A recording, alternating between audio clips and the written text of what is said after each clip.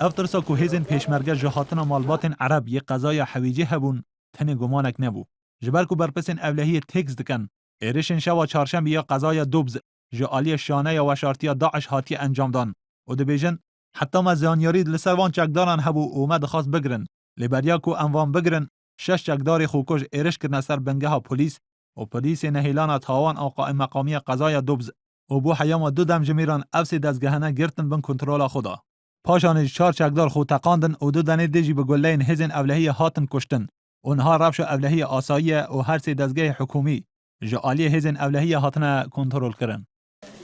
بالتأكيد قماني إما أو كمان نشاني نستوب. هسه حاليا واخرج برنامج إن شاء الله أواني كماون أواني قماني اللي يكلي أخذ أواني مطلوبن قشتان دزجيرك. فتريش زورا الرجال بينادري بزماني كعاتون بيشترى. أجر أو بناية ومركز الشرطة ومكافحة السقوط بكده بالتأكيد هدفي خوينا بيكا بلام خوش بختانا بوليس ومكافحة مقاومة خويا كده أو أوان تو أنتان كنترول بكن بس بناية قائم بو إيش بزوترين كات بزراري وكمترين زرار ليان ورجيله.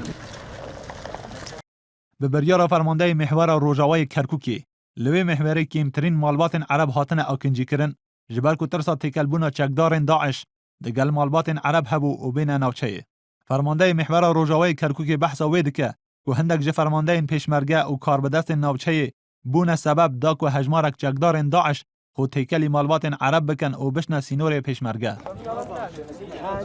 هاتون بۆ ناو منطقەکە بەناوی ئاوارەوە لە ناویان چەند کەسێک گیراوەتە ئێستا سێ وەجبەمان لێیان دەستگیر کردو ئێترافشیان کردووە کە بە پلانی تروریستان لەگەڵ ئاوارەکان تێکڵاو کراون و هاتوونە بۆ ئەوەی بتوانن جێپایەک خۆشکەن و پاشان زەر لە پێشمەرگە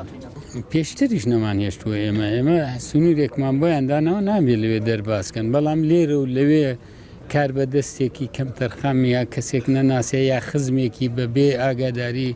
جێهاتە بەرپرسەکان کەسێک بێنێ لێرە هەیە لەوانەیان کردووە و بەدواچوونیان بۆکەن و هەر کەسێک کەم تەرخەم بێ ئیجراعاتی یاسایی لەگەڵک برپسن اولهی قضای دوبز دبیجن ایرشا روجا چهارشنبه پلان بو هات بوداین جبر کو هفدم دگل ایرشا چکداران اتومبیل که بمبکری خو بزالگاه دوبز دا و خو تقاند و سر صبح روجا پاشانجی هیزن اولهی را گهاندن اف چکدار 8 بمب دناو گورستان و قضای چانده بون به وی آرمانجی د دم و شرطنا ترم شهیدن و بویری او بمب بتقن